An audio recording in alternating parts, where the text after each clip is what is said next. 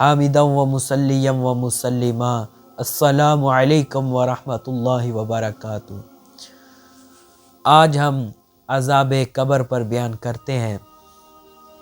हम में से हर एक शख्स को मौत का सामना करना है, क्योंकि अल्लाह ताला फरमाता है कुल्लु नफ्सिन ज़ाइक़तुल मौत, हर एक जान ने मौत का ज़ायक़ा चखना है और हर इंसान को कब्र की तन्हाई में जाना है।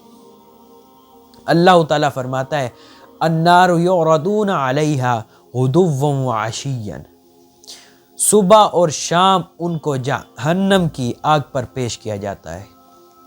आज हम आपको अज़ाब कब्र की हकीकत, उसके बारे, उसके असबाब और उससे निजात के तरीके बताएंगे।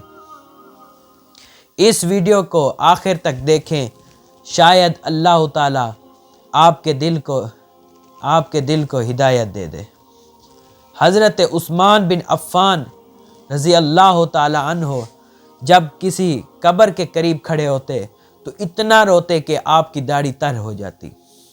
लोगों ने पूछा, आप जन्नत और जहन्नम का जिक्र सुनकर इतना नहीं रोते जितना कब्र के जिक्र पर रोते हैं।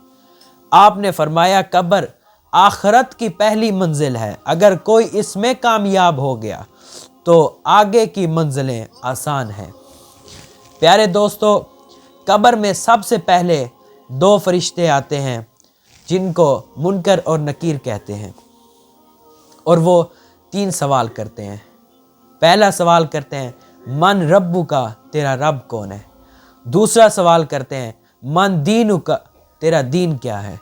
तीसरा सवाल करते हैं मा कुंता तकुलु फी हक्की हाज़ा रजुल, ये शख्स कौन है। अगर ईमान मजबूत हुआ तो इंसान सही सही जवाब देगा। पहले सवाल के जवाब में देगा मेरा रब अल्लाह है। दूसरे सवाल के जवाब में देगा मेरा दीन इस्लाम है। और तीसरे सवाल के जवाब में देगा मुहम्मदुर रसूलुल्लाह सल्लल्लाहु अलैहि व आलिहि वसल्लम।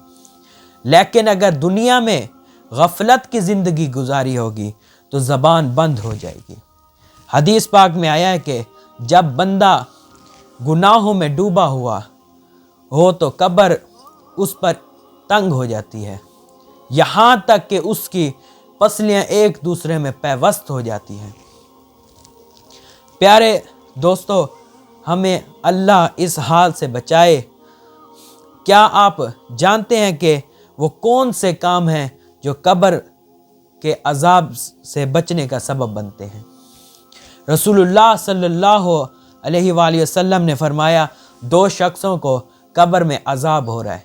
एक पेशाब के छींटों से नहीं बचता था, दूसरा चुगलखोरी करता था। वो गुनाह जिनकी वजह से कब्र का अजाब दिया जाता है, नंबर एक पर है नमाज ना पढ़ना। जो शख्स नमाज नहीं पढ़ता उसके लिए कब्र में अंधेरा होगा। नंबर दो, झूठ बोलना। क़यामत से पहले ही कब्र में झूठ बोलने वाले पर अजाब शुरू हो जाता है। नंबर तीन पर चुगलखोरी। चुगलखोरी लोगों के दरमियान फसाद डालना, इसके लिए बहुत सख्त सज़ा होगा,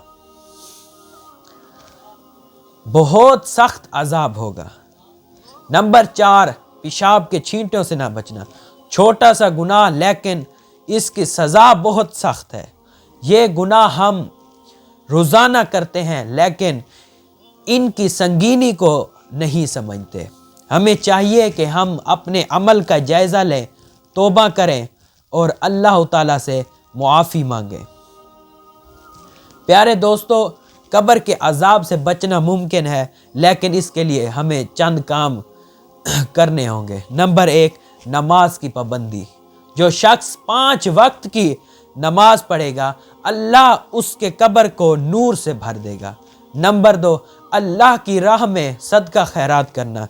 सदका खैरात कब्र के अजाब को ख़त्म करने का बेहतरीन ज़रिया है।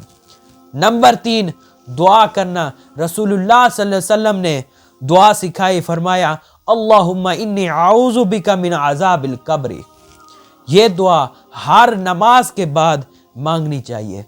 कुरान पाक की तिलावत करनी चाहिए, ख़ास तौर पर सूरत मुल्क کی تلاوت کرنی چاہیے، کیونکہ احادیث میں آیا ہے کہ یہ سورت قبر کے عذاب سے بچاتی ہے۔ یہ وہ اعمال ہیں جو آپ کو قبر کے عذاب سے بچا سکتے ہیں۔ اللہ سے دعا ہے کہ وہ ہمیں نیک اعمال کرنے کی توفیق عطا فرمائے، آمین۔ پیارے دوستو، قبر کی حقیقت کو سمجھنا اور اس کی تیاری کرنا بہت ضروری ہے۔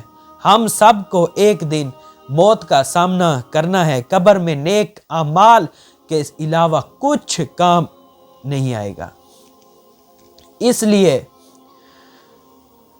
ابھی سے اپنے اعمال کو درست کریں، اپنے گناہوں پر توبہ کریں اور نیکیوں کی طرف قدم بڑھائیں، اور دعا ہے اللہ ہمیں اپنے عذاب سے بچائے اور ہمیں قبر میں سکون عطا فرمائے، آمین ثم آمین۔